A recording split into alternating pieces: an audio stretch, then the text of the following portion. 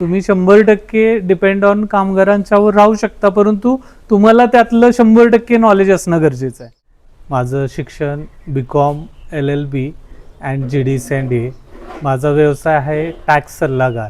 10च गायी सांभाळा, परंतु त्यातनं तुम्ही लाख रुपये कमवा. ज्या त्यावेळी जी गोष्ट करायला पाहिजे, म्हणजे त्या गायीला कॅटल फीड असेल, चारा असेल आणि वेळेवर दूध काढणे असेल, ह्या गोष्टी वेळेत करणं गरजेचं आहे. म्हणजे 20% फक्त तुमचा आहे आणि 80% विकतचा आहे. 80% चारा विकत आहे. आपले श्री माननीय तुकाराम मुंडे साहेब ह्यांनी जे भेसळयुक्त दुधावरती कारवाई चालू केल्यात, त्यामुळं दूध उत्पादन जे डेऱ्यांना जात होतं ते ऑटोमॅटिक कमी झालं. हे फक्त आता 1 महिन्याची सुरुवात आहे. हे जर यांनी 3 वर्ष काढलं तर ह्या दूध धंद्याला खूप चांगले दिवस येणार आहे. नवउद्योजकाने आपल्या यूट्यूबवरनं नवीन नवीन फॉर्म्युले घेऊन घरगुती पशुखाद्य मिश्रित करून दिल्याला सर्वोत्तम राहील. हेड टू हेड पोझिशननं आम्ही गायी बांधण्याचं व्यवस्थापन केलेलं आहे. आता कष्ट तर घ्यावं लागतं. साधं उदाहरण सांगतो, जर आज या गोठ्यातील भैया नसेल तर त्या ठिकाणी आपल्याला स्वतः शेण काढावं लागतं, चारा टाकावं लागतं, गाई धुवावं लागतात, दूध काढावं लागतं. मित्रांनो, मी ऋषिकेश इंदे व्लॉग्स या चॅनलमध्ये तुम्हा सर्वांचं पुन्हा एकदा स्वागत आहे. आज आपण आलेलो आहोत सांगली जिल्ह्यामध्ये, कदमवाडी पेठ, तालुका वाळवा, जिल्हा सांगली. आणि जो आपण आज फार्म बघतोय तो बघणार आहोत अनिल कदम, जे BCom LLB त्यांचं शिक्षण झालेलं आहे आणि त्यासोबतच ते कर सल्लागार म्हणून त्यांचा व्यवसाय देखील आहे. तर तो व्यवसाय सांभाळून ते दूध व्यवसाय करत आहेत. त्यांचा संपूर्ण दूध व्यवसायातील अनुभव आपल्याला आजच्या व्हिडिओमध्ये बघायला मिळणार आहे.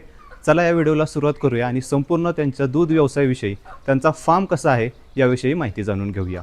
नमस्कार, मी अनिल बाळासू कदम, राहणार कदमवाडी पेठ, तालुका वाळवा, जिल्हा सांगली. या ठिकाणी आपला हा छोटासा काऊ फार्म आहे. माझं शिक्षण BCom LLB अँड GD माझा व्यवसाय आहे टॅक्स सल्लागार, कर सल्लागार. इथंच आमच्या नजदीक ईश्वरपूरमध्ये माझं टॅक्स सल्लागार या व्यवसायाचं ऑफिस आहे. त्या ठिकाणी मी आणि माझी मिसेस, त्याचबरोबर इतर एक 6 ते 7 लोकांचा स्टाफ, आम्ही हा तो व्यवसाय करतो. त्याचबरोबर आम्ही हा एक जोडधंदा, म्हणजे शेतीबरोबर पशुधन दूध व्यवसाय म्हणून आम्ही हा निवडलेला आहे. गेली आम्ही 10 वर्ष 2016 हा व्यवसाय करत आहोत. आम्ही हे बाहेरील परप्रांतीय कामगार, बिहारी असे 2 कामगार ठेवून हा व्यवसाय आम्ही करत आहोत. तर मला सांग की बाकीचे व्यवसाय पण बघतो, पण या व्यवसायामध्ये तुम्हाला रस कसा आला? तुम्हाला सांगाय खूप आनंद वाटतो की काही गोष्टी असतात ह्या आवडीने कराव्या लागतात. आमच्या वडिलांचे पूर्वजित, म्हणजे आजोबा आजीपासून हा व्यवसाय त्यांनी फक्त छोट्या प्रमाणात चालू केलेला होता. म्हणजे 1-2 गायी म्हशीचं पालन करत होते. परंतु आपण याला थोडं प्रोफेशनल लुक दिलेला आहे.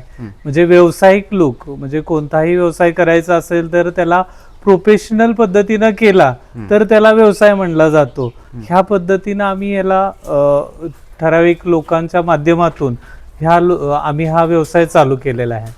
ज्यावेळेस सुरुवात केली त्यावेळेस तुम्हाला या व्यवसायातील कोणत्या गोष्टी माहीत होत्या? ह्या व्यवसायातली गोष्टी माहिती असण्याचे म्हणजे आम्ही जे वडिलार्जित करत होतो त्यामध्ये माहिती होतं की गाईचा असेल, म्हशीचा असेल, त्यांना चारा कसा टाकायचा, खाद्य कसे टाकायचे, दूध कसे काढायचे, ह्या बेसिक नॉलेज आम्हाला होत्या. परंतु त्याला ॲडिशनल, म्हणजे आत्ताच्या काळानुसार त्याला प्रोफेशनली करून त्यांच्यापासून चांगले उत्पादन कसं घ्यायचं, आम्ही ह्या 10 वर्षात थोडे शिकत आलेलो आहे. आणि इथून पुढेही आम्हाला खूप शिकायचं आहे की जेणेकरून ह्या व्यवसायात आपण चांगल्या पद्धतीनं काम करू. कारण माणूस जोपर्यंत आहे तोपर्यंत त्याचं शिक्षण हे चालू असतं. साधारणतः कुठलाही आज या जगातला माणूस बघितला तर त्याला बेसिक नॉलेज पासून थोडं जास्त शिकलेला असतो. आणि कालांतरानं त्याला जास्त परिपक्व होण्यासाठी दुसऱ्या लोकांच्याकडून असेल, पुस्तकी ज्ञान असेल किंवा प्रॅक्टिकल नॉलेज असेल, ह्या सगळ्यांचा कॉम्बिनेशन घालून त्याला पुढे जावं लागतं. मी असं म्हणेल की मी आजही या व्यवसायात फक्त 10 ते 20% शिकलेलो आहे. अजून खूप काही शिकण्यासारखं आहे आणि शिकता येईल असं मला यातून वाटत आहे. तुम्ही म्हटलं की वडिलोपार्जित हा व्यवसाय आहे, तर मला सांगा की ज्यावेळेस तुमच्या मागेचे व्यवसाय करत होते हा. तर त्यावेळेस तुमचा गोठा कसा होता किंवा त्या गोठ्यामध्ये म्हशी होत्या का गाय होत्या? आता त्यावेळी कसं होतं, आमचे आजोबाच्या काळात बघितलं तर आजोबा आमचे 3 ते 4 म्हशी पालन करत होते. मग ते काय करायचे की आमचा हा गोठा तर नव्हता, छोटासा गोठा होता. त्यामध्ये गाई म्हशींना बसण्यासाठी खूप कंजेस्टेड जागा असायची आणि व्हेंटिलेशन म्हणजे पूर्ण पॅक, चारी बाजूनी भिंती, दरवाजा पॅक अशा स्वरूपात तो गोठा होता.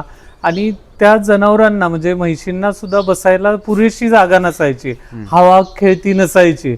आणि त्या काळामध्ये फक्त चाऱ्याचं व्यवस्थापन म्हणला तर ऊसापासून मिळणारी पाचट असेल किंवा जे शेतातून जे वेस्टेज आहे म्हणजे पाला असेल किंवा बांधावरचा चारा असेल, गवत असेल, ह्या गोष्टीवरती चालायचं. खाद्य म्हणला तर थोडंफार खाद्य ते वापरत होते. आणि त्या काळात पाहिलं तर मिनरल मिक्सचर, कॅल्शियम ह्या गोष्टींचं त्यांना अवेअरनेस नव्हता. त्या काळात काय व्हायचं की ह्या नॅचरल गोष्टीतून, चाऱ्यातून थोडंफार मिनरल वगैरे मिळत होतं. परंतु मी जरा मागं जाऊन पाहिलं आजोबांच्या काळात, तर त्यावेळी 2 ते 3 म्हशी पाळत होत्या आणि त्यातून त्यांना थोडाफारच नफा मिळायचा आणि त्यांना व्यवसाय म्हणून करता येत नव्हता त्यावेळी. तो जोडधंदा म्हणून ते करत होते. ते आपण बदल करून आज ह्याला व्यवसाय स्वरूप दिलेलं आहे. बरं, आता तुम्ही ज्या पद्धतीने म्हणत होता की म्हशी होत्या तुमच्या, हा. मग तुम्हाला असं वाटलं नाही की आपण म्हशीपासून सुरुवात करू, मग गायींकडे का आला तुम्ही? कालांतरानं आजोबांनंतर वडील आमचे मिलिटरीमध्ये होते, ते रिटायर झाल्यानंतर आले.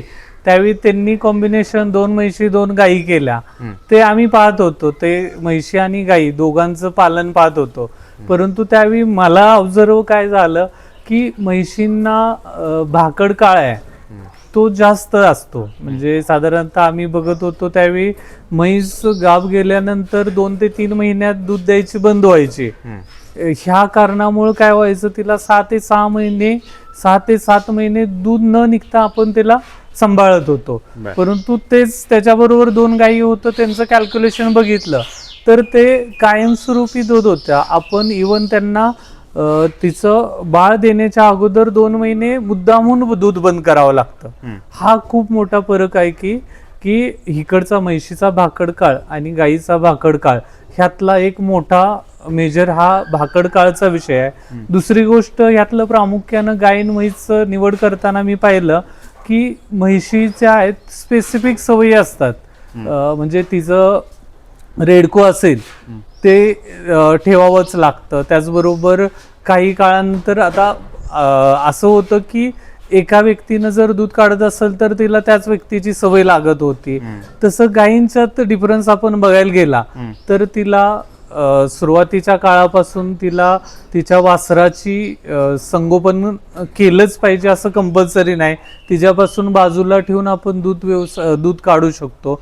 आणि दुसरी गोष्ट म्हणजे दूध कंटिन्यू ते गाभण गेल्यानंतर सुद्धा 6 ते 7 महिने आपण तिचं काढू शकतो, जेणेकरून फक्त 2 महिने तिचा भाकड काळ राहतो. मग हा 2 महिना भाकड काळ आणि इकडे 7 महिना हा खूप मोठा फरक पडतो. आजारपणाचं कसं प्रमाण असतं एचएफ गायींमध्ये? आता आजारपणाचं पाहिलं तर काय होतं सर, आपलं जर व्यवस्थापन जर चांगलं ठेवलं, व्यवस्थापन म्हणजे काय, त्यांचा चारा, खाद्य आणि त्यांना वेळेवर आपण देणे, मिनरल मिक्सचर, कॅल्शियम असेल, ह्या ज्या गोष्टी आहेत हे जर आपण प्रॉपर व्यवस्थित हँडल केल्या तर शक्यतो आजारपण येत नाही.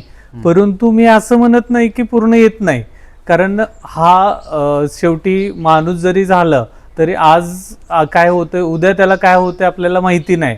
परंतु आपल्या माणसामध्ये खूप टेक्नॉलॉजी आलेल्या आहेत. आज त्याला आजारी पडला तर कोणत्याही आजारावर डिटेक्ट करणे, त्यावर उपचार करणे, आयसोलेटेड बॉक्स, ह्या सगळ्या गोष्टी अवेलेबल आहेत. तशा आपल्या गायी आणि म्हशीच्या बाबतीत एवढा स्पेशालिटी हॉस्पिटल वेस्टेशन नाही झालेले आज.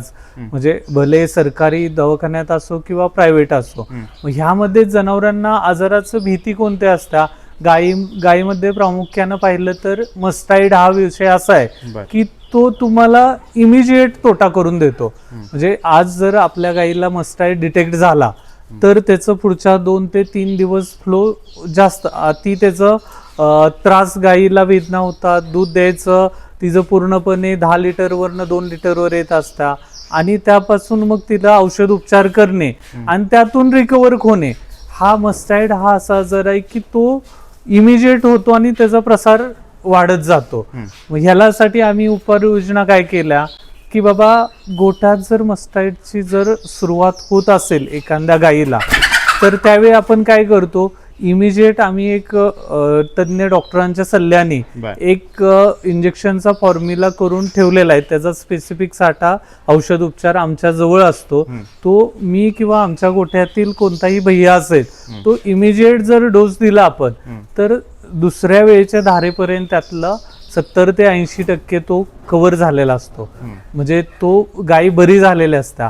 त्यानंतर सेकंड डेला तिला एक डोस दिला की त्यानंतर गायी ती पुरेशी बरी होते. हेच जर आपण वेळ दिला आणि डॉक्टरांची वाट पाहत बसलो, तर त्या ठिकाणी त्या पेशी वाढून ते तुमचं त्याचे ह्याचे मस्टाईडचं प्रमाण वाढल्यानंतर रिकवर व्हायला परत 8 ते 10 दिवस लागतात आणि दुधाऊ पूर्णपणे पहिल्यासारखी यायला 15 दिवस लागतात. त्यामुळे आम्ही हे तज्ञ डॉक्टरांच्या सल्ल्याने किंवा वेळोवेळी काय सिच्युएशन आहे, इमर्जन्सी जो उपचार आहे तो आम्ही करत असतो. आता ज्यावेळेस गाय खरेदी करण्याचा तुम्ही विचार केला, तर गाय तुम्ही कुठून खरेदी केल्या किंवा त्याच्या आधी तुमचं शेडचं नियोजन झालं होतं असं सगळं? आता आम्ही गाईचं खरेदी करण्याच्या आधी शेडचं नियोजन केलेलं होतं. सुरुवातीला आम्ही 10 गायींच्या नियोजनानुसार गोठा छोटासा बांधलेला होता आणि सुरुवातीच्या 5 गायी आहेत त्या लोकलला आम्ही भागातील चांगल्या फिरून जे शेतकऱ्यांच्याकडून 5 गायी खरेदी केल्या. पहिल्या 5 गायींना आम्ही पुरेपूर 6 महिने त्याच्यावरती स्वतः अभ्यास केला की बाबा त्यांना व्यवस्थित चारा दिला पाहिजे, दूध व्यवस्थित दिलं पाहिजे, वेळेवर गाब गेल्या पाहिजेत. ह्या गोष्टींचा अभ्यास करून आम्ही सेकंड लॉट 5 गायींचा आहे तो बेंगलोरमधून आम्ही खरेदी केला. 2016 मध्ये डिसेंबर महिन्यात आम्ही बेंगलोर या ठिकाणीहून 5 गायी परत खरेदी केला. 5 गाय परत खरेदी केल्या, म्हणजे आता टोटल किती आहे तुमच्या दावणीला? आज आत्ता पाहिलं तर आज माझ्याकडे 22 गायी आहेत. त्याबरोबर 8 मोठ्या पाड्या म्हणजे त्या गाभण आहेत 4, 5, 6 महिन्याच्या अशा. म्हणजे अजून एक 3-4 महिन्यानंतर त्या दूध द्यायला चालू होतील. म्हणजे अजून एक 4 महिन्यानं बघितलं तर तुम्ही 30 गायींचा माझा गोठा आहे. त्याबरोबर आता छोट्या पाड्या 8 आहेत माझ्याकडं. आता आपण पूर्ण स्ट्रक्चर बघू. मला कसं कसं नियोजन केलंय पूर्ण गोठ्याचं ते एकदा दाखवा. चालेल. आता तुम्ही इथं पाहशीला तर आम्ही गेटच्या बरोबर समोर चाऱ्याचं इथं आलेला चारा इथं मोकळा पडतो आणि कुट्टी मशीन आपण इथं ठेवलेले आहे. इथं चाऱ्याला आलेले वाहन इथं खाली करून कुट्टी मशीन आपण इथं इमिजिएट ठेवलेला आहे. चारा लगेच उचलून आपण त्या ठिकाणी कुट्टी होते. त्याचबरोबर ह्या ठिकाणी तुम्ही पाशीला गेटमध्ये आल्यानंतर आम्ही दोन्ही गायींच्या सेंटरमध्ये इथं पाशीला हेड टू हेड पोझिशनना आम्ही गायी बांधण्याचं व्यवस्थापन केलेलं आहे, समोरासमोर तोंड ठेवून. आणि ह्या 5 फुटामध्ये 1 फूट आम्ही मधून चारा टाकण्यासाठी आणि खाद्य टाकण्यासाठी स्पेस ठेवलेला आहे. ह्या ठिकाणी आमचं नियोजन कसं असतंय, सकाळी गायींना चारा टाकणे, चारा टाकल्यानंतर त्या चारावरती पशुखाद्य देणे. हे पशुखाद्य चारा खात असता वेळी आपण गायींच्या दूध काढलं जातं. हे दूध काढून संपेपातूर सगळं चारा यांनी संपवलेला असतो. हा चारा संपवल्यानंतर आपण काय करतो, जे गव्हाण आहेत ते स्वच्छ करून घेतो आणि पाईपच्या माध्यमातून ह्या गव्हाणमध्येच पाणी सोडतो. म्हणजे हे गायींना दिवसभर त्याचं पाण्याचं दिवसभर ते पाणी पेत राहतील. आता हे स्ट्रक्चर तुम्ही कुठे बघितलं आणि असं स्ट्रक्चर करायचं का ठरवलं? आता मी हे करत असताना असे आमच्या आसपासचे छोटे मोठे गोठे पाहिले. त्यानंतर काय केलं, त्यातनं मला जुना थोडा आमचा गोठा होता त्यामुळे काही अडचणी आल्या होत्या. म्हणजे तुम्ही पाशीला हे जे हे आहेत गव्हाणीसाठी लोखंडी खांबच्या स्वरूपात कैची केलेले आहे. हे करण्याचं माध्यम म्हणजे मी याच्या अगोदर जो छोटा गोठा होता त्या ठिकाणी ओपन स्पेस होता आणि काही परिस्थितीत काही करायच्या, ते शेवटी जनावर आहे ते मस्ती वगैरे चारा खाण्यासाठी मागं पुढे जा किंवा एका गायीनं दुसऱ्या गायीला ढकललं तर त्या गायी ह्यामध्ये पडत होत्या. एकदा दोनदा तशी घटना घडली होती. त्यामुळे तिला थोडीफार जखम होणे किंवा त्रास होणे ह्या गोष्टी होऊ नये म्हणून आम्ही काय केलं, गायींना आत जाता येऊ नये म्हणून स्पेसिफिक त्यांना एक फ्रेम टाईप आपण हा चौकट केलेला आहे आणि ह्या पद्धतीनं ती आत जाऊन तिला कुठलीही इजा होऊ नये ह्यासाठी ही काळजी घेतलेली आहे. आता आपण बघतोय मित्रांनो, हेड टू हेडचं स्ट्रक्चर आहे. हे जे तुम्ही गव्हाणीचं स्ट्रक्चर बनवलंय म्हणजे आज जे गव्हाण आहे, हा, तर ती गव्हाण कुठे बघितलेली आणि कसं नियोजन केलेलं आहे त्याचं? आता हे गव्हाण काही वेळा आम्ही यूट्यूबवर सुद्धा पाहतो, ज्या ठिकाणी बरेच ठिकाणी असे स्ट्रक्चर आहेत किंवा त्याचबरोबर दुसरं आणि पद्धतीनं यूट्यूबवरती किंवा लोकल आमच्या इथं काही लोकांनी सेम असं नाही परंतु थोडं मॉडिफाय असतं त्या पद्धती. त्यातनं आम्हाला जे वाटलं हे असं केलं तर आपल्याला सोयीस्कर होईल आणि जर इथं सेंटरला जागा वापरण्यासाठी इथं आमचं ट्रॅक्टर वगैरे चारा टाकायचं नियोजन काही नव्हतं, त्यामुळे प्लेन आम्ही माणसानं जाता यावं ह्यासाठी हे स्ट्रक्चर आम्ही उभं केलेलं आहे. तुम्हाला एकूण पूर्ण स्ट्रक्चर असेल, गोट्याचं नियोजन असेल, किती खर्च झाला? ह्या पूर्ण स्ट्रक्चरला साधारणतः 2.5 लाख पर्यंत खर्च केलेला आहे. ज्या ठिकाणी शेड, ह्या पहिला आत दूध काढायचं इथला कोबा, गव्हाण आणि बाहेर कंपाऊंड करायचं सगळं स्ट्रक्चर असेल तर एक 2.5 लाख पर्यंत त्याला खर्च गेलेला आहे. सुरुवात करायची असेल तर एखाद्याने सुरुवात कशी करावी? म्हणजे काही जणांकडे पैसे नसतात, मग ते लोनद्वारे पण सुरू करतात, तर त्यांना तुम्ही कशा प्रकारे सांगा, सुरू कसं केलं पाहिजे आपण जर व्यवसाय करायचा असेल तर? सुरू करत असताना तुमची एक मानसिकता पूर्ण पाहिजे की आपण कितीपर्यंत करायचं आहे. म्हणजे आता जर सुरुवातच करायचं असेल तर त्यांनी एक 2 ते 3 महिने आपल्या भागातील किंवा इव्हन मी म्हणतो त्यांनी पंजाब हरियाणामध्ये सुद्धा जाऊन यावं.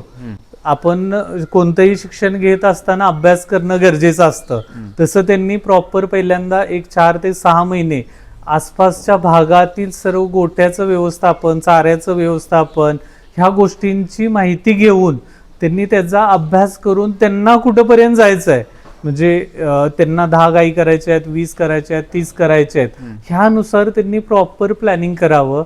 भले त्यामध्ये शेड हायफाय नसून दे, खरं जेवढ्या गायी सांभाळणार आहेत त्यांना पुरेपूर स्वच्छ हवा आणि फिरता येण्यासारखी आहे. मी माझं एक सजेशन असेल, मुक्त गोठाच करावा लोकांनी, जेणेकरून गायींचं आजारपण हे कमी राहतं. यामध्ये गायी फिरत असताना तिचं एक्सरसाइज होते, त्यामुळे तिला मस्टाईड आजार होत नाहीत किंवा इतर आजारापासूनही नॅचरली ती फिरत असताना आजारपण कमी येईल. त्यामुळे लोकांनी किंवा जे जुने गोटे आहेत त्यांनी किंवा नवीन करणार आहेत त्यांनी आपल्या भागातील किंवा बाहेर जिथं चांगले गोटे आहेत त्यांचा युट्यूबवर सुद्धा माहिती घ्यावी, युट्यूबवरनं पाहावं. ऑनलाईन भरपूर आपल्याला सुविधा मिळाल्या, त्या ठिकाणी त्यांनी त्याची माहिती घेऊन त्यामध्ये उतरावं. आता एखादा काय करतो की बाहेर जातो, चांगल्या ब्रीडच्या गाय घेतो, टॉप क्वालिटीच्या 30-40 लिटरच्या दूध देणारे, तर तिथं काय होतंय की व्यापारी असतात ते त्यांची फसवणूक पण होताना बघतो. तर गायी तेवढ्या दूध देत नाहीत, मग गायी त्यांना असा प्रश्न पडतो की मग गायी खरेदी करायच्या तर कुठून करायच्या? आता ह्यामध्ये खूप असं म्हणजे विचार केला तर ह्यावर खूप उत्तर देण्यासारखं आहे की फसवणूक होते म्हणजे तुम्हाला ज्ञान कमी आहे. फसवणूक कशाची होती?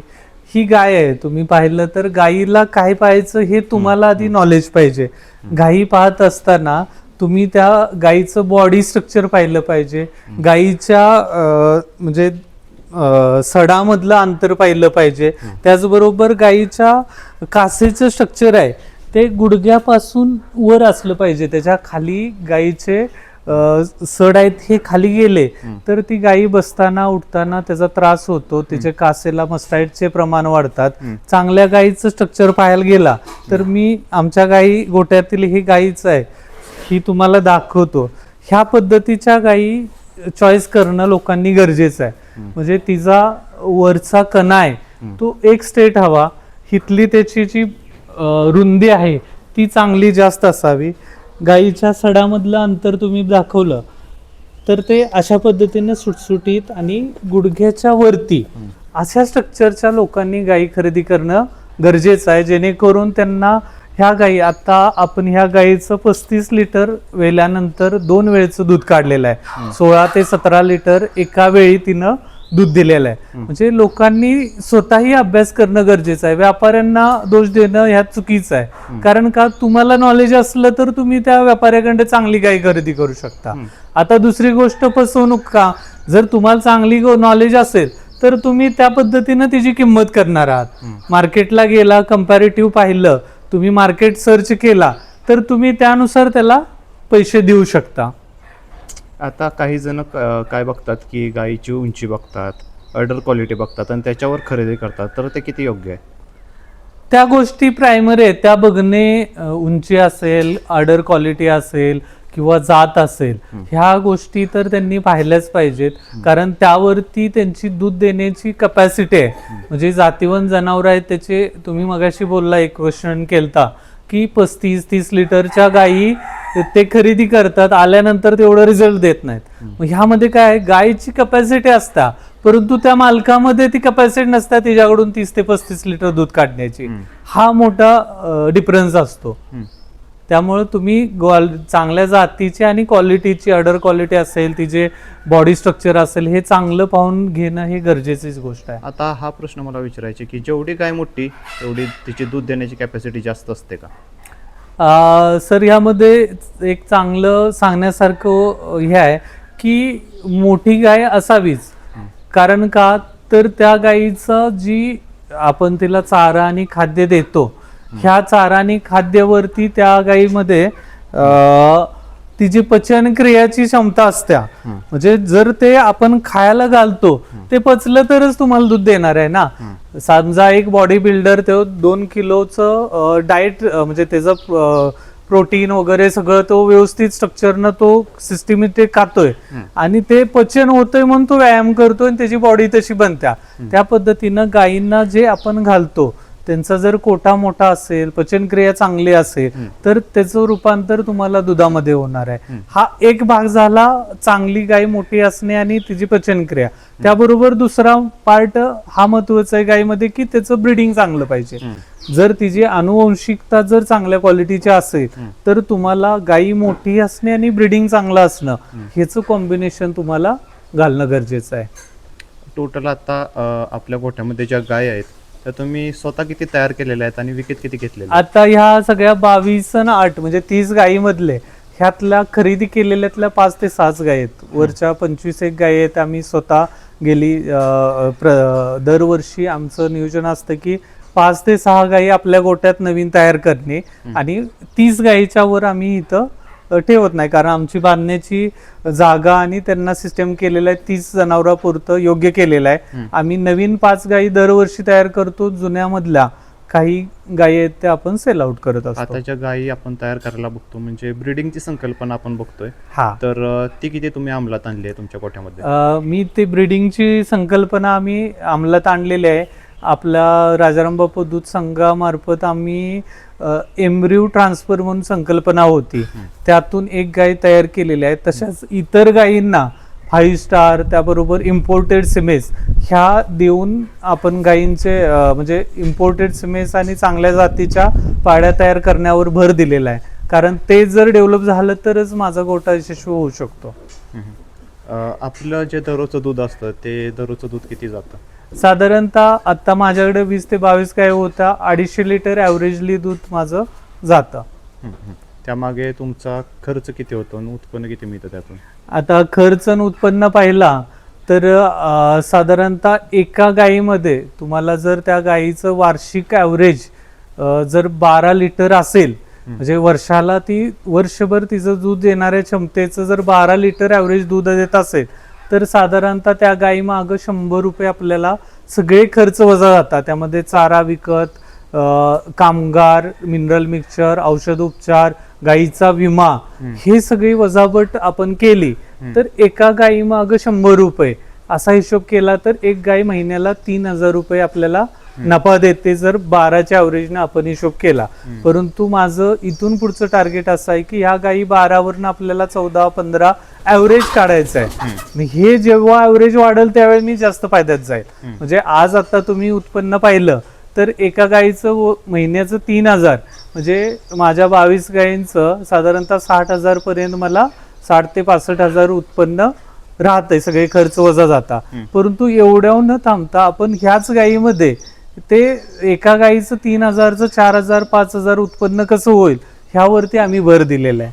गायींची संख्या वाढवण्यापेक्षा त्यांची दूध देण्याची क्षमता वाढवणे त्यामध्ये आम्ही काम करत आहोत आता. मग यासाठी एखाद्याला दूध वाढीसाठी कोणत्या गोष्टी केल्या पाहिजेत त्याने दूध व्यवसाय करत असताना? सगळ्यात महत्वाचं तुमचं दूध वाढीसाठी तुमचं चारा आणि खाद्य व्यवस्थापन सगळ्यात महत्वाचं आहे. त्या खाद्यामध्ये तुम्ही कशा प्रकारे तिला संतुलित आहार देणार आहात आणि चाऱ्यामध्ये सुका चारा, ओला चारा, मिनरल मिक्सचर आणि संतुलित आहार ह्या कॉम्बिनेशन वरती आम्ही काम चालू केलेलं. नवनवीन ठिकाणी आम्ही ज्या ठिकाणी चांगल्या ॲव्हरेजच्या गायी आहेत त्यांच्याकडून त्यांची संकल्पना अभ्यास करतोय. त्याचबरोबर युट्यूबच्या माध्यमातून नवीन परराज्यात परदेशात काय पद्धतीनं काम चालतं ह्याचा अभ्यास करून हळूहळू आम्ही त्यावर काम करून हे वाढवण्याचा प्रयत्न करत आहोत. आता ज्यावेळेस तुम्ही आपल्या गोठ्यामध्ये कालवड तयार करायला सुरुवात केली, मला सांग की त्याची जोपासना कशा प्रकारे केली जाते?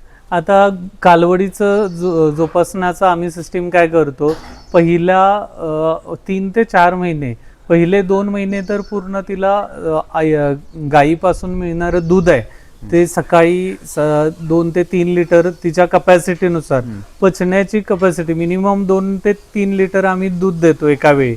दिवसाचं साधारणतः 6 लिटर तरी तिला दूध जातं. त्याबरोबर तिला पहिल्या वर्षभर तिला आम्ही महिन्याला एकदा डिवर्मिंग करत असतो. मग ते डॉक्टरांच्या सल्ल्यानुसार आणि तिच्या बॉडी वेटनुसार डिवर्मिंग करत असतो.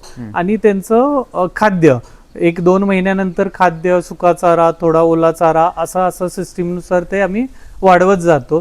4 ते 4.5 महिन्यानंतर पूर्ण दूध कमी करून चारा आणि खाद्य तिला वाढवलं जातं. आता यामध्ये मला सांगा की आपण बघतोय की चारा आणि पशुखाद्य हे दूध व्यवसायात खूप महत्वाचं आहे, महत्वाची गोष्ट आहे.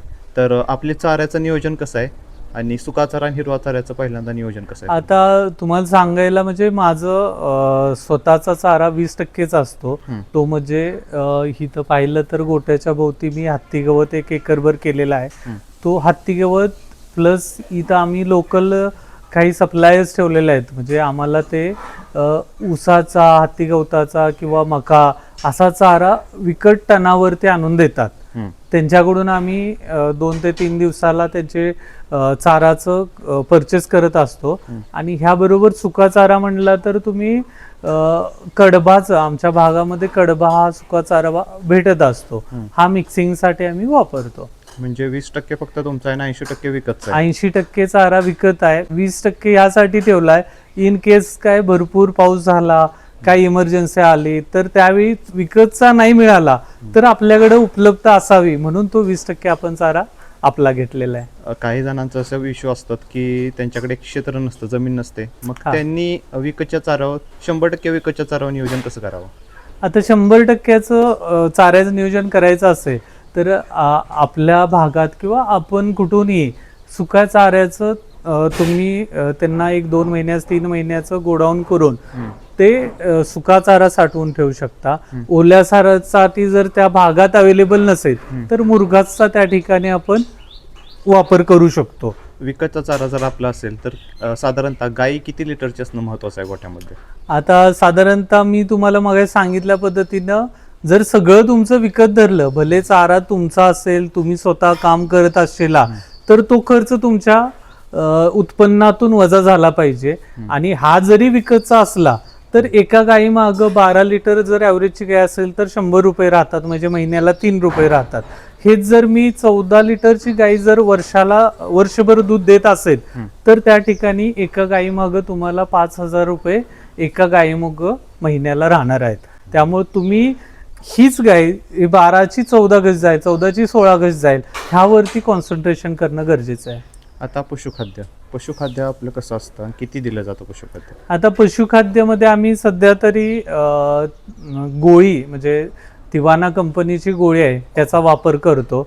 सपोर्टला त्याला मिक्सिंगला मका चुनी, गहू भुस्सा याचं थोड्या प्रमाणात त्याला आपण कॉम्बिनेशन करून देतो.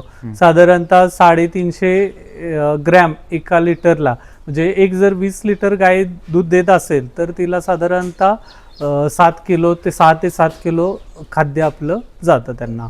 आणि चाऱ्याचं बघितलं तर ओला चारा 25 ते 26 किलो तिला जातो आणि 5 ते 6 किलो सुका चारा जातो. लहान वासरांना कसं नियोजन असतं पशुखाद्याचं? लहान वासरांना कॅटल फीड त्यांची गोळी पेंड वेगळी येते, त्या प्रमाणात त्यांना त्यांच्या वजनानुसार आपण देतो. आता विषय येतो की गाभण गाई, तर हा. ज्यावेळेस गाई गाभण असते तर काही जणांचं काय होतं की दूध चालू आहे तोपर्यंत पशुखाद्य दिलं जातं, हा. पण ज्यावेळेस तिचं दूध बंद होतं त्यावेळेस ते पशुखाद्याकडे बघत नाहीत, पशुखाद्य द्यायचं बंद करतात. तर ती गोष्ट किती योग्य आहे? ती एकदम चुकीची पद्धत आहे. कारण कधी बंद करायचं असतं खाद्य?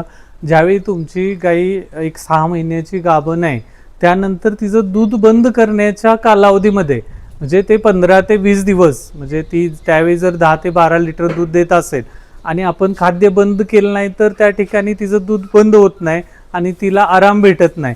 ह्यासाठी काय करायचं असतं, पहिले म्हणजे 6 ते 7 महिना हा महिन्यामध्ये तिला पूर्ण दूध बंद करण्यासाठी 15 ते 20 दिवस खाद्य बंद करायचं. परंतु बाकीचे तिचे जे 60 ते 70 दिवस असतात त्यावेळी तिचा पौष्टिक आहार तिला मिळणं गरजेचं आहे. कारण त्यावरती तिचं पुढील दूध द्यायचं प्रमाण आहे ते ठरत असतं. त्यावेळी जर तिच्याकडे तुम्ही प्रॉपर पशुखाद्य दिलं नाही तर त्या ठिकाणी तुम्हाला ती गाई तंदुरुस्त राहणार नाही. वेत असताना तिचं वासरू असेल ते नॅचरल न निघता डॉक्टरांच्या साह्यानं किंवा खेचून काढावं लागेल. दुसरी गोष्ट त्याची जार पडणार नाही. जार नाही पडली तर परत औषध उपचार आणि परत तिचं दूध वाढायचा सीझन आहे त्यामध्ये तुम्हाला औषध उपचार करावा लागेल. हे जो खर्च आहे ते तुम्ही 2 महिने तिला चांगला संतुलित आहार दिला. आता संतुलित आहार म्हणला तर भरपूर साऱ्या कंपन्याकडं त्यांच्या ट्रान्झिट फीड म्हणून निघालेले आहेत. त्या ठिकाणी त्यांनी असं कॉम्बिनेशन केलेलं आहे की ते तुम्ही गाभण काळात तिला गाठलं की ती तंदुरुस्त राहू शकता. त्याचा वापर जरी डायरेक्ट तुम्ही केला तुमचं डोकं न लावता तरी तुम्हाला त्याचा बेनिफिट आहे. ते गाय वेल्यानंतर तिचं वासरू देण्यासाठी, वार पडण्यासाठी किंवा पीक सीझनमध्ये चांगलं दूध देण्यासाठी उपयोग होऊ शकतो. आता पशुखाद्य आपण बघतोय, पशुखाद्याविषयी चर्चा करतोय, पण पशुखाद्याचा विषय आला की आता असा विषय येतोय की जे रेट वाढलेले आहेत, हा, तर जे रेट वाढलेले आहेत त्याच्यामुळे ते स्वस्त पशुखाद्य बघतात, तर ते किती योग्य आहे? आता स्वस्त पशुखाद्य घालायला गेला तर तुम्हाला त्यामध्ये त्या पद्धतीनं त्यांचे घटक भेटणार आहेत, त्या पद्धतीनं तुम्हाला दूध मिळणार आहे. एकूण एक की आपण स्वतःच्या पायावर दगड मारून घेतोय स्वस्त घातलं म्हणजे जर तुमची 20 लिटर दूध देणारी गाय असेल, तिला चांगल्या प्रकारे खाद्य नाही दिलं तर ती परत 15 लिटरवर दूध देणार आहे. म्हणजे 5 लिटरचा तोटा झाला तो तुमचा लॉसच होणार आहे.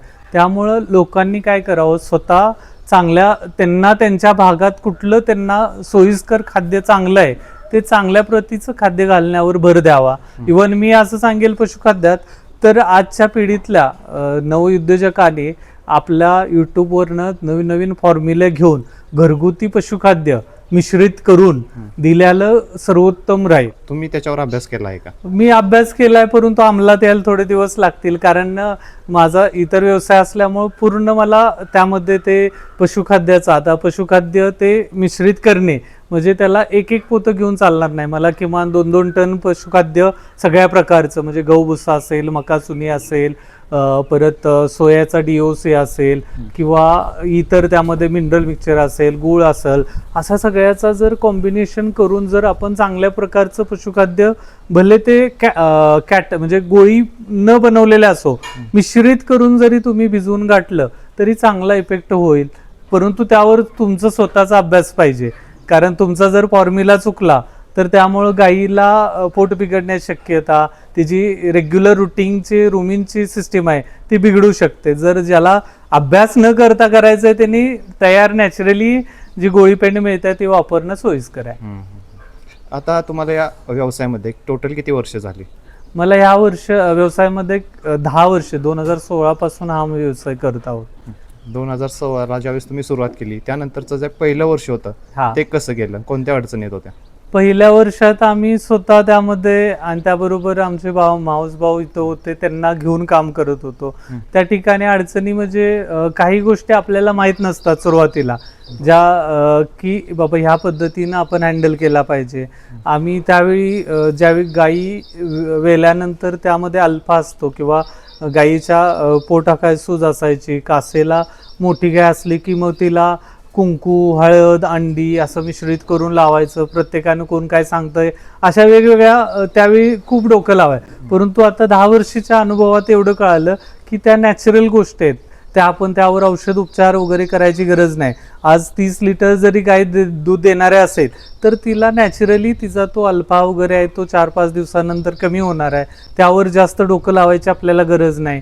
ह्या गोष्टी सुरुवातीच्या काळात मस्टाईडचा खूप म्हणजे आम्हाला एवढं प्रोफेशनली दूध काढता येत नसल्यामुळं त्यावेळी दूध थोडं राहणं किंवा गाईचा मस्टाईड होणे, सुरुवातीला गाभण जायसाठी दमवणे, असे थोडे आलेले आहेत अडचणी आम्हाला. शेडचं विचारायचं राहिलं, किती बाय कितीचं शेड आहे, किती जागेत नियोजन आहे? आता ह्या बांधलेल्या शेडचं 35 बाय 60 फुटामध्ये बांधलेलं शेड आहे आणि सगळा ओपन स्पेस पाहिला तर 5 गुंठ्याचं क्षेत्र आपण इथं ठेवलेलं आहे. यामध्ये एक्सपान्शन साठी बाजूला आम्ही रिझर्व जागा ठेवल्या. भविष्यात आणि 10-20 गायी वाढवायच्या म्हणल्या तर हे बाजूला एक्सपान्शन साठी जागा ठेवलेली आहे. आता असं दिसून येते की पावसाळा चालू असल्यामुळे चिखल पण होतोय मुक्त गोट्यात. हा. मग त्याचं इथून पुढचं प्लॅनिंग कसं असणार आहे तुमचं? आता पावसाळ्यात मध्ये आम्ही आमच्या इथं काय करतो, 3 महिने गायी पूर्ण बांधून ठेवतो. 3 महिने गायींना सोडत नाही, जेणेकरून पाऊस वरनं चालू असतो, खाली चिखल असतो, गायींच्या पायांना नख्यांना परत त्याचं इन्फेक्शन होऊन जखम वगैरे होऊ नये म्हणून आपण ही काळजी घेतो. परंतु सगळ्यांनाच हे केलं पाहिजे असं नाही. जर गोट्याचं स्ट्रक्चर त्यांचं चांगलं असेल, म्हणजे पावसाळ्यात सुद्धा त्यांच्या इथून पाण्याचा निचरा वगैरे व्यवस्थित होत असेल आणि त्या ठिकाणी तुम्ही हे करू शकता. पावसाळ्यात सुद्धा मोकळं सोडायचं व्यवस्थापन करू शकता. बांधूनच ठेवले पाहिजे असं काही नाही. आता ह्याला महत्त्वाचं सांगायचं म्हणजे माझ्या घराशेजारीच मी हे व्यवस्थापन एवढ्यासाठीच केलंय की ह्या ठिकाणी माझं आणि माझ्या कुटुंबातील सर्व लोकांचं ह्या कामगारांच्या वरती किंवा व्यवसायासाठी ज्या गोष्टी लागतायत इकडं लक्ष राहावं. आता माझ्याबरोबर माझी आई असेल, ती इथलं पाणी असेल किंवा काय असेल, विहिरीचं पाणी चालू करणे वेळेत आहे का बघणं, ह्याचं मला सपोर्ट राहतो. त्याचबरोबर दुसरं गोष्ट म्हणजे आपण कामगारांच्यावर किती विश्वास ठेवायचा. जर आपण त्यांना सिस्टीम लावून दिली की बाबा ह्या पद्धतीनं तू त्याला चारा टाकायचा आहे, खाद्य टाकायचं आहे, मिनरल टाकायचं आहे, स्वच्छता ठेवायचं आहे आणि ह्या त्याला जर आपली कमांड असेल आणि त्याचं आणि आपलं फॅमिली रिलेशन झालं, in the face family relation म्हणजे त्याला आपण थोडे फ्रीडम दिले तर तो त्याचं 100% देऊन चांगल्या पद्धतीनं व्यवस्थापन करतो. दूध व्यवसायात कोणती गोष्ट आपण कोणत्या चुका आपण टाळल्या पाहिजेत? चुका म्हणण्यापेक्षा सगळ्यात ह्या दूध व्यवसायाला तुमचं जे ज्या त्यावेळी जी गोष्ट करायला पाहिजे, म्हणजे त्या गाईला कॅटल फीड असेल, चारा असेल आणि वेळेवर दूध काढणे असेल, ह्या गोष्टी वेळेत करणं गरजेचं आहे. ते जर तुमचं वेळेत अवेळी, म्हणजे समजा तुमची सकाळचं 7ची वेळ होती, तुम्ही 9ला काढायला गेला तर त्या ठिकाणी मस्टाईड होण्याचे चान्सेस राहतात. परत संध्याकाळचं दूध कमी निघणार. अशा बारीक सारीक गोष्टी आहेत की त्यामुळे वेळ पाळणं खूप महत्वाचं आहे. त्यांना वेळेत संगोपन होणं गरजेचं आहे. तुमचं डेली रुटीन कसं असतं मग? आता आमचं डेली रुटीन असं असतं, सकाळी आमचे 2 कामगार आहेत, ते सकाळी 6ला गायींचं म्हणजे आत्ता आपल्या गायी बांधून आहेत परंतु इतर 9 महिने गायी मोकळ्या असतात, त्या गेटमधून आत घेणे, त्यांना बांधणे, बांधल्यानंतर चारा आणि त्यांना खाद्य देणे, खाद्य दिल्यानंतर दूध काढून झालं की त्यांना मुक्त सोडणे. हे असं 2 वेळ करतो, सकाळी 7 वाजता, संध्याकाळी 7 वाजता. अशा पद्धतीनं 2 वेळ चारा, 2 वेळ खाद्य आणि 2 वेळ दूध, अशा पद्धतीनं आमचं व्यवस्थापन असतं. आता आपण बघतोय की तरुण व्यवसायामध्ये उतरताना दिसत आहेत आणि त्यांचं असं असतं की झटपट यश पाहिजे, झटपट पैसा पाहिजे, तर त्याच्याबद्दल काय म्हणणं असेल आणि दूध व्यवसायात ते शक्य आहे का? आता तुम्ही तरुण मुलं ह्या व्यवसायात येत आहेत ही चांगलीच गोष्ट आहे, कारण ही इंडस्ट्री अशी आहे की ह्यामध्ये खूप त्याला स्कोप आहे. म्हणजे आत्ता तुम्ही पाहत असेल आपले श्री माननीय तुकाराम मुंडे साहेब ह्यांनी जे भेसळयुक्त दुधावरती कारवाई चालू केल्यात, त्यामुळं दूध उत्पादन जे डेऱ्यांना जात होतं ते ऑटोमॅटिक कमी झालं. हे फक्त आत्ता 1 महिन्याची सुरुवात आहे. हे जर यांनी 3 वर्ष काढलं तर ह्या दूध धंद्याला खूप चांगले दिवस येणार आहेत. त्यामुळं जे मुलं आहेत त्यांनी व्यावसायिक पद्धतीनं हे करणं गरजेचं आहे. न केलंय चला 2 गाय आणल्या, त्याला चारा टाकला नाही टाकला, परत अवेळी सगळं केलं तर त्याला उपयोग. त्यानं प्रॉपर 10 गायी 15 गायीचा सेट करणे, तो स्वतः जर 100% यात उतरत असेल तर त्यानं स्वतः सगळं बघणे किंवा ते कामगाराकडून करून घेणे, हा व्यावसायिक दृष्टिकोनातून केलं तर याला गव्हर्नमेंटच्या काही सबसिडी सुद्धा आहेत. तुमच्या PMAG योजनेत आहेत, त्याचबरोबर आता महाराष्ट्र शासनानं इतर काही नाबार्डच्या योजना वगैरे आहेत. ह्यातून व्यवसाय म्हणून त्यांनी उतरून जर प्रोफेशनल पद्धतीनं केलं तर ह्या इंडस्ट्रीला चांगला स्कोप आहे. एवढंच सांगेल की दूध हा असा विषय आहे की एक लहान बाळापासून वयोवृद्ध माणसापर्यंत प्रत्येक व्यक्तीला आणि प्रत्येक त्यांना प्रोडक्टसाठी तो यूज होतो. दूध खाण्यासाठी लागतंय, तुम्हाला त्याबरोबर दूध प्रोडक्ट आहेत, ह्या गोष्टी आहेत, ह्या कधीही न थांबणाऱ्या गोष्टी आहेत. जेवढे ह्या लोक जगामध्ये आहेत या प्रत्येक गोष्टींना, जरी तुम्ही दूध पावडरचं दूध करून पित असला तर ते दुधापासूनच बनलेलं आहे. म्हणजे दूध हे एक आपल्या आहारातील एक महत्त्वाचा घटक आहे जो प्रत्येक व्यक्तीला गरजेचा आहे. आता तुम्ही इथून पुढे गाय वाढवून दूध वाढवून बाय प्रोडक्ट करण्याचा तुमचा विचार असणार आहे का? असेल काही प्रमाणात. म्हणजे आम्ही याचा अगोदर थोडं यामध्ये प्रोग्रेस करत आहोत की ह्या गायींच्या दुधापासून जर त्याचं आपण प्रोडक्ट बनवलं तर त्याचा आपलं जर गायीच्या दुधाला आत्ता 38 ते 40 रुपये दर भेटतोय तर ते प्रोडक्टमध्ये गेलो तर आपण तो किमान 10 ते 20% वाढ होऊन आपल्याला नफा मिळू शकतो.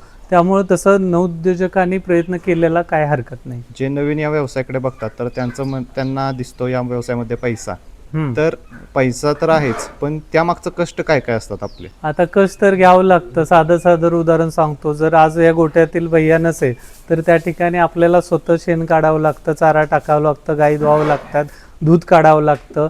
आणि हे तुमची मानसिकता पाहिजे की बाबा चला यूट्यूबला बघून तुम्ही व्यवसाय केलाय असं नाही.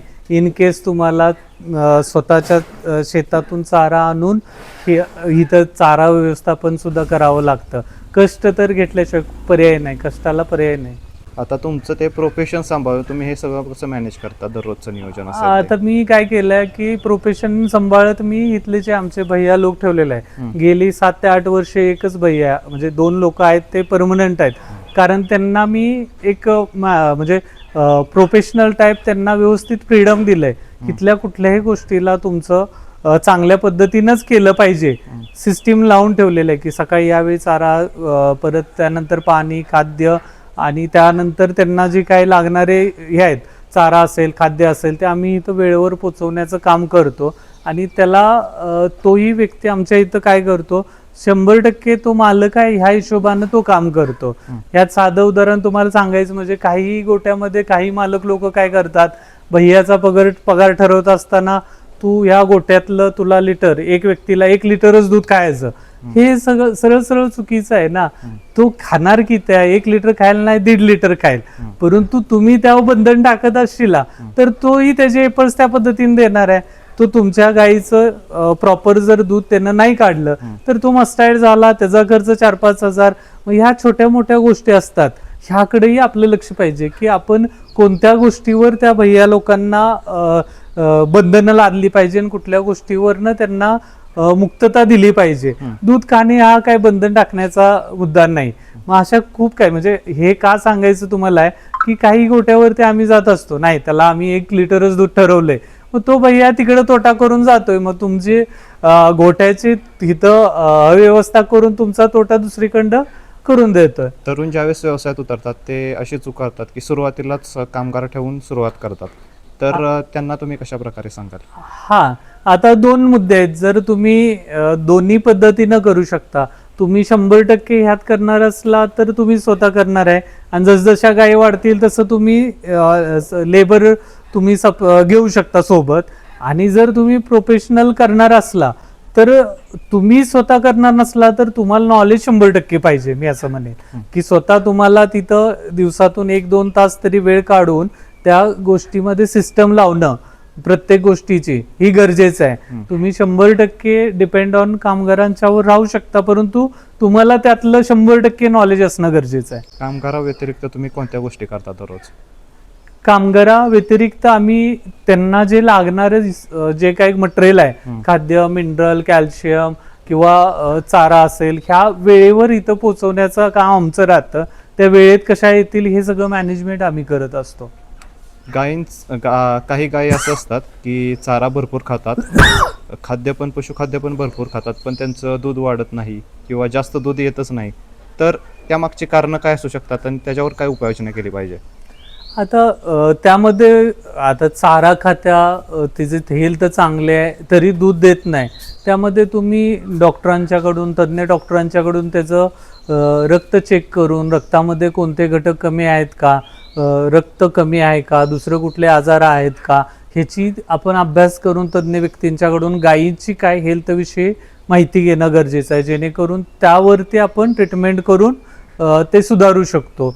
नसेल तर दुसरी गोष्ट, तुमची गायीची जात हे दूध देण्यामागचं कारण असू शकतं. जर तुमची वंशावळ जर म्हणजे त्या पद्धतीनं कमी दूध गायीचे असेल तर तुम्हाला गायीचं उत्पादन कमीच येणार आहे. या व्हिडिओच्या शेवटी मला सांगा की जे नवीन या व्यवसायात उतरत आहेत त्यांना तुमचा काय सल्ला असेल? नवीन उतरणाऱ्या सर्व म्हणजे दूध उत्पादक मित्रांना माझं एवढंच सांगणं असेल की व्यवसाय हा फायदेशीर 100% असतो, परंतु त्यावर तुमचं लक्ष आणि तुमचं कमांड असणं गरजेचं आहे.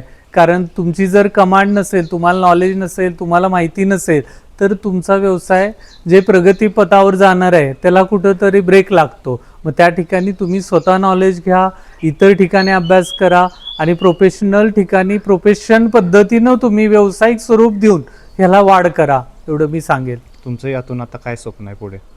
आता माझं यातून स्वप्न आहे की मला गायी जास्त वाढवण्यापेक्षा गायींचं ॲव्हरेज वाढवण्यावर माझा कल राहील. म्हणजे आत्ता माझ्या गोठ्यामध्ये ॲव्हरेज काढलं तर 20 ते 22 गायीमध्ये 250 लिटर येत होतं, परंतु हे 12 लिटर ॲव्हरेज मला आत्ता पडतंय.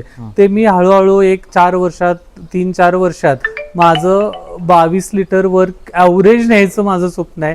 आणि हे मी फक्त माझ्यापुरतं मर्यादित नाही ठेवणार, तर माझे काही मित्र असतील जे शेतकरी ऑलरेडी दूध व्यवसाय करतायत, त्यांच्या काही चुका होत आहेत किंवा नवीन जे उद्योजक ह्यामध्ये उतरणार आहेत, हे माझ्याबरोबर ज्ञान त्यांना शेअर करायला मला भविष्यात आवडेल. आणि त्याचं मार्गदर्शन केल्यानं मलाही सुख मिळेल आणि माझाही अभ्यास होऊन मलाही काहीतरी त्यामधनं भेटत जाईल. अशी माझे पुढं ह्या व्यवसायामध्ये कन्सल्टन्सी करून चांगल्या लोकांना गायडन्स करणे असा एक व्ह्यू आहे. आणि त्यासाठी गायडन्स करत असताना आपल्या गोट्यामध्ये ते अंमलात येते का आधी बघितलं पाहिजे. आधी आपण स्वतःवर ट्रायल घेऊन इतर व्यवसायांना कसं त्यांचं उत्पन्न वाढेल, म्हणजे 10च गायी सांभाळा परंतु त्यातनं तुम्ही लाख रुपये कमवा, असं स्वप्न घेऊन उद्योजकांना तयार करणे, अशी एक स्वप्न आम्ही बाळगलेलं आहे. आता आपण गायी बघूया आणि त्या गायींची कॅपॅसिटी साधारणतः किती आहे हे आम्हाला दाखवा. हायेस्ट दूध देणारी गाय कोणती आहे ती पण एकदा दाखवा. सांगायला मला आवडेल की आपल्या ह्या गोट्यामध्ये ह्या सगळ्या गायी आहेत, वेल्यानंतर पहिले 3 ते 4 महिने किमान 20 लिटरच्या वर दूध देतात.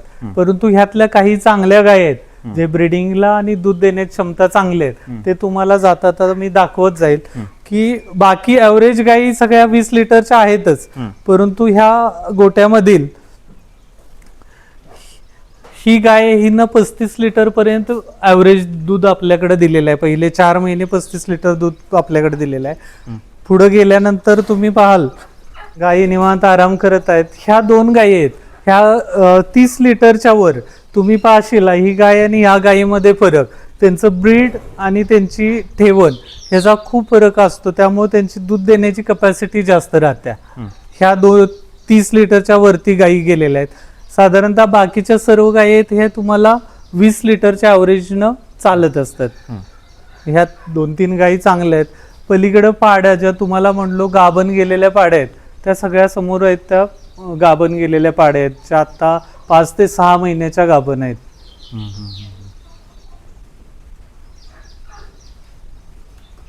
इकडे एक गाय आपण बघतोय की गोठा या साईडला आहे, पण ही गाय इकडे का बांधलेली आहे? ही तर बांधण्याचा दुसरा काय उद्देश नाही, आतल्या गायींची जागा फुल झालेली आहे आणि ही गाय मोठी असल्यामुळे तिला जागा स्पेस बसावा लागतो, त्यामुळे थोडं तिला बाजूला बांधलेले आहे. इकडे मुक्त गोठ्याचं नियोजन केलेलं आहे. यामध्ये आपण एका बाजूला गायी, एका बाजूला पाड्यांचं व्यवस्थापन असं वेगवेगळे केलेलं आहे. आत पाण्यासाठी त्यांना कुंडे ठेवलेले आहेत. असे सेपरेट कप्प्या केल्यामुळे काय फरक होतो? असे सेपरेट कप्पे केल्यामुळं काय फरक होतो की तुम्हाला प्रॉपर त्यांना फिडिंग जे असतं, कारण आता ह्या पाड्यांना आपण दूध काढायसाठी बांधत नाही, त्यांचं वेगळा चारा आणि त्यांचं कॅटल फीड आहे वेगळं देत असल्यामुळे त्यांना कप्पा होतो आणि त्या हिटवर येण्यासाठी आलेल्या वगैरे असतात ते इमिजिएट कळतं आणि आपण त्यांना पुढच्या औषध उपचारासाठी किंवा गाभण सिमेंस देण्यासाठी इथं त्यांचा वेगळ्या कप्प्यामध्ये फायदा होत असतो आपल्याला. चालेल दादा, तुम्ही आम्हाला एवढी संपूर्ण माहिती दिली आणि तुमचा प्रवास सांगितला या व्यवसायातील. खूप खूप शुभेच्छा तुमच्या पुढच्या वाटचालीस पण, आणि एवढी माहिती दिल्याबद्दल पण खूप खूप धन्यवाद. धन्यवाद.